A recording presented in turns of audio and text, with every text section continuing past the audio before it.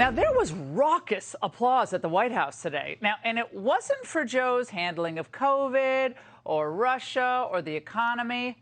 It was because the real star was back in town, Barack Obama. Please welcome President Barack Obama.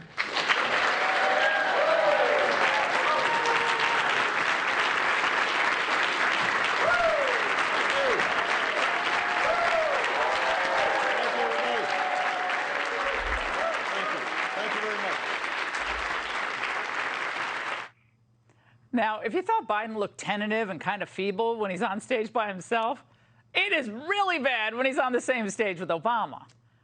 Biden almost appeared to kind of disappear into the background. Thank you. Vice President Biden, Vice President. That was a joke. I heard some changes have been made. Apparently, Secret Service agents have to wear aviator glasses now. The Navy mess has been replaced by a Baskin-Robbins. And there's a cat running around. Well, for a moment, you did kind of forget that Biden was the president, or that he's just 38% now in the polls, and that the Democrats are set to get shellacked in the midterms. For a moment, a brief moment, it was like old home week. Joe Biden and I did a lot together. He has dedicated his life to the proposition that there's something worthy about public service. It is good to be back in the White House. My name is Joe Biden. I'm Barack Obama's vice president.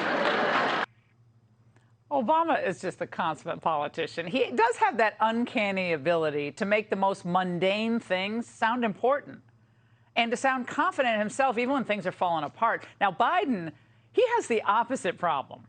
And today he seemed even less steady and self-assured.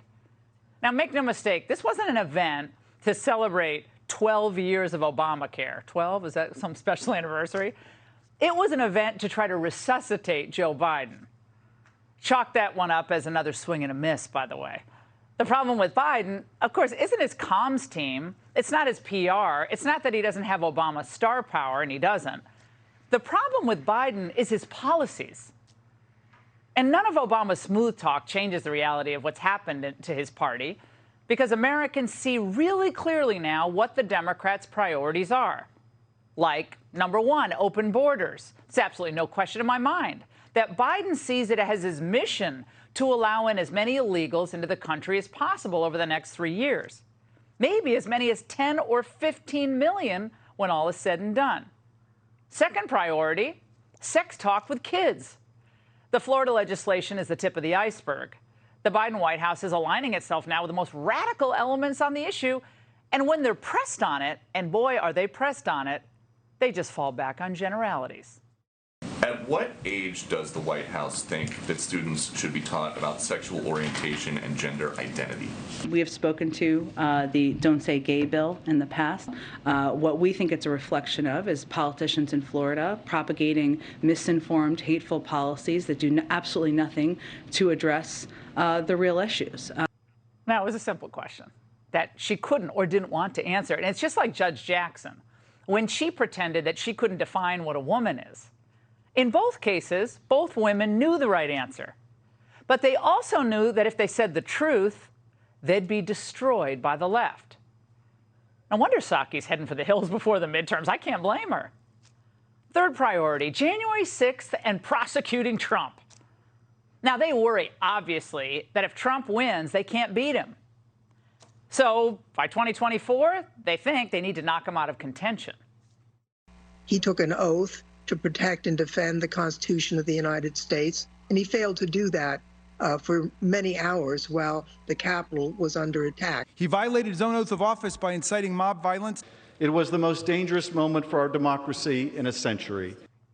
Now, they see the Attorney General as their new insurance policy. Now, according to the New York Times, Biden said he privately wanted Mr. Garland to act less like a ponderous judge and more like a prosecutor willing to take decisive action over January 6th. But wait a second, I have a question. I thought Biden, didn't he insist that he would never pressure the DOJ? I told you I would not tell the Justice Department what position to take or not take. I leave that to two entities. One, the January 6th committee, and two, the Justice Department. That's their judgment, not mine to me. Oh, just so happened to leak out, though, that he wants Garland to be more like a prosecutor. Okay, Joe. Now, they are just obsessed with Trump.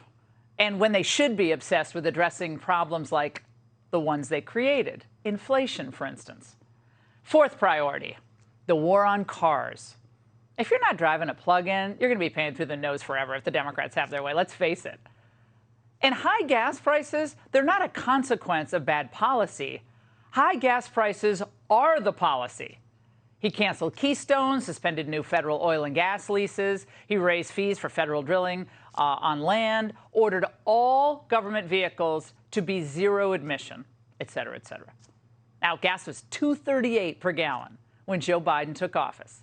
Now, it is $4.17 per gallon. That's a 75% increase. Number 5, racial resentment. Now, have Democrats just given up on fixing the cities and the public schools? They wreck both, and now there's a mass exodus out of both. Crime and underperformance will do that. And of course, cities struggle to recruit and retain police because of comments like these. Do you believe there is systemic racism in law enforcement? Absolutely. But it's not just in law enforcement, it's across the board. It's in housing, it's in education, it's in everything we do. It's real, it's genuine, it's serious. Now, these absurd and inflammatory comments are typical on college campuses, but touting the diversity, equity, and inclusion racket only divides us further. 6th priority, destroying women's sports. Democrats are all in for the trans agenda, which goes far beyond tolerance to demands that you must accept and celebrate those choices. And so by supporting biological men competing on girls and women's sports teams, the Democrats have awakened the mom vote. Because I'll tell you what, the daughters of mothers across the country, they didn't train to play softball just to be displaced by some 6'2" guy who whiffed on the men's baseball team, or practice swimming for years just to be bumped from a spot on the All-American team by someone who swam with the men just 2 years ago. I watched them get out and cry with their coaches and their parents because of the emotional and psychological turmoil that it is taking on these women. We grow up being told the world isn't fair, life isn't fair, and sport provides one of the very few opportunities that we rely upon. And that is being taken away from them all of a sudden. The mom vote. Take it to the bank. Now, this all adds up to a platform of midterm misery for the Democrats, and they don't care. They're just doubling down on it every day. And Tuesday's brief Obama-Biden reunion, it's not going to do anything to turn things around for them. It only reinforced what we already know, that Biden doesn't know what on earth he's doing, or at times where he even is.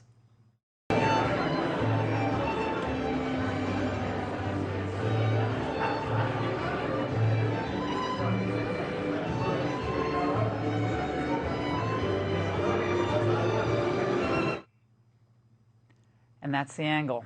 Hey, Sean Hannity here. Hey, click here to subscribe to Fox News YouTube page and catch our hottest interviews and most compelling analysis. You will not get it anywhere else.